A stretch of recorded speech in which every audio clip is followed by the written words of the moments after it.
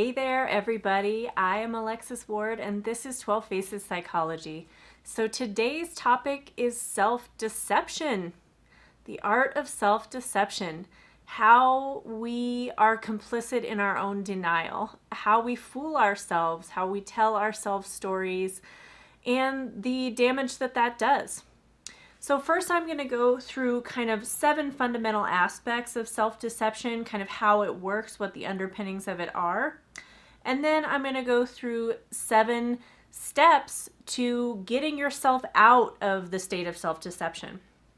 Okay, so the first aspect of self-deception that I want to cover is basically self-deception is all about maintaining and creating a positive self-image. We want what a psychologist call a ego-syntonic version of ourselves. So we want our external self-perception and our internal self-perception to match one another so that we don't feel cognitive dissonance. So most people are, to one extent or another, kind of fooling themselves about certain things. It's funny because so many people have low self-esteem, but then on the other hand, most people are at a purely intellectual level, convincing themselves that they are a better person than maybe the rest of the world perceives them to be. So we minimize our deficits at the same time that we end up judging ourselves immensely. And these two things actually kind of go hand in hand, because the more that you deceive yourself, right? Can't bullshit yourself that much. You can't do it completely, because somewhere inside you have an accurate record of who you're being in the world and how you're interacting with people. So ultimately, it's that disparity that causes us to have such self-judgment and such shame and what one would call the shadow side, because somewhere we know that we are actually denying and repressing certain aspects of ourselves. Now, this isn't about eliminating anything, because there is no good, there is no bad. Everything is just an expression of energy. And ultimately, the idea is to integrate the shadow side with sort of the light side, to integrate what we've denied about ourselves with what we choose to express about ourselves. So keep that in mind. All right, number 2. This is about avoidance of uncomfortable feelings. And notice I'm not using the word negative there, because again, there is no negative or positive feeling. There's only the value judgment that we place upon it, because emotion is just sensation. So getting comfortable with your feelings, with your emotions, with your felt experience is a big part of allowing more and getting rid of that self-denial. All right, number 3. This is an unconscious and subconscious process. If you're fooling yourself, it wouldn't really make sense that you were aware of it, right? Because you'd be really doing a terrible job of it. So anytime that there's self-deception involved, this is very much a program that is running beneath the surface of our conscious mind. So a lot of the work to eliminate self-denial is about bringing into consciousness what has been kept unconscious and subconscious. All right, number 4, it prevents real growth. If you're feeling really stagnant in your life, if you're noticing that you keep getting feedback that you're like, what the fuck? That's not at all how I am. And you have this very different perception of yourself than the world around you seems to be mirroring back at you.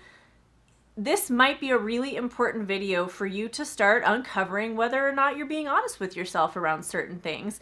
And that's not about it being bad. It's not about it being wrong. This is none of this. It is about shaming oneself. In fact, very much the opposite is what's necessary to overcome this. This is about you knowing who you really are, and from a place of allowance and self-acceptance, so that you can get some traction in terms of making the kind of growth and progress that you want within yourself. All right, number 5. Self-deception creates a false perception of reality. So the more that you're lying to yourself, your most fundamental relationship, the more that you are probably creating other webs of deception within your life. If you're not being honest with yourself about who you are, inherently you have to make up stories about why other people's perceptions that aren't matching with your own have to do with them and not to do with you.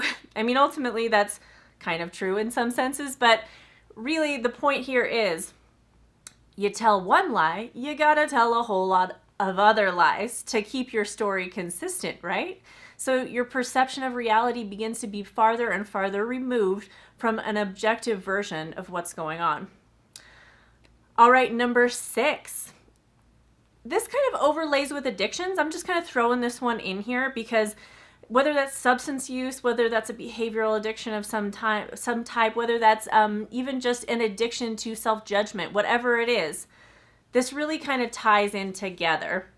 And this is often one of the root causes of self-deception and of that pattern starting to occur, is that if you are doing some kind of compulsive addictive behavior that you are feeling really shameful about at a deep level, then oftentimes that's what begins this process of self-deception, where you're like, oh, well, I don't want to feel all this shame that I'm feeling inside, but I'm still doing this behavior compulsively that I'm shaming myself about.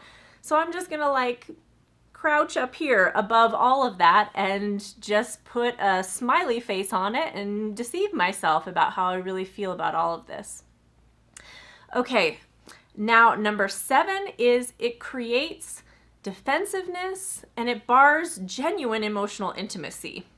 So if you basically have like this, these aspects of your character that are so well defended and so guarded and so suppressed and denied that you're not even letting yourself know about it, then when somebody else brings that information to you and gives you that reflection of like, hey, I've noticed this is going on, and you're like, no, then you get defensive, right? Because you're defending against feeling and seeing that aspect of yourself that's being judged and denied. And inherently then, you're also robbing yourself of true emotional intimacy with somebody, because if you can't receive the reflection that another person is trying to give you, and you can't take that in and take an honest and authentic look at who you really are, you're not having any self-intimacy and you're not having any real intimacy with other people. You're just having pretty surface level relationships at that point that aren't really growth and development based. Okay. So that's kind of a general description of self-deception, how it functions, what some of the negative aspects of it are. And now I want to just go through 7 steps to help you to move out of a place of self-deception. All right, number 1, start with self-love. And I don't mean that in like a fluffy, take a bubble bath with yourself kind of a way. I mean that in a stop yourself in the moment and be the friend, be the support, be the love that you would like to have from somebody else. If you know that you're going to ruthlessly judge yourself, if you admit to yourself that, that you're a procrastinator, or that you're selfish in certain situations, or that you're manipulative in some of your relationships, if you know that you are going to just eviscerate yourself, should any of those things be true, you're never going to be honest with yourself, right? You wouldn't be honest with somebody else if you knew that was what the outcome was going to be, or at least a lot of people wouldn't. So you've got to create the set and setting in which the truth can arise. And the truth arises most naturally and most quickly in an environment where there is a lack of self-judgment. So first, we want to start breaking down the beliefs and the judgments that are preventing you from feeling like you can be honest with yourself. The second thing is allowance must be in equal measure to ownership. And what I mean by that is that if you're going to own a characteristic, you got to be able to allow that in yourself. If you're not going to be self-accepting about something, you're not going to really own it at a deep level. And you're not going to be able to really, truly witness it, understand it, notice it, see it in yourself, unless you can allow it to be true without castigating yourself about it. Okay, number 3 is to begin gently questioning your self-image. So basically, you're just kind of comparing your self-perception with the perception of others and with the evidence in the world around you.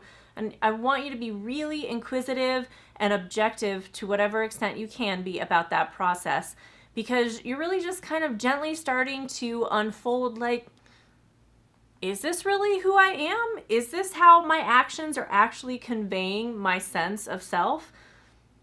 Begin the questioning process, basically, and start asking people in your life for their opinion. Start looking at the outcomes that you're getting from a place of wanting to know who you really are and what you really stand for as your actions portray that.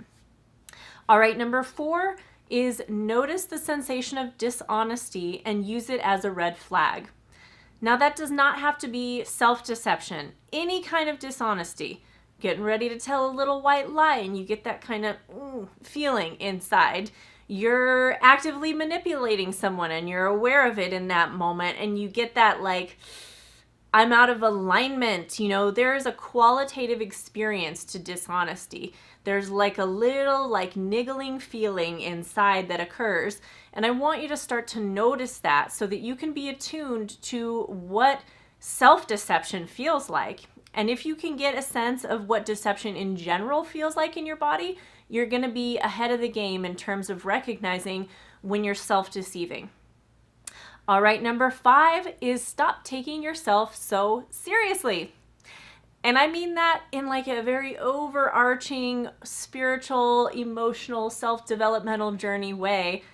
Let it be light, let it be curious, let it be fun, let it be inquisitive.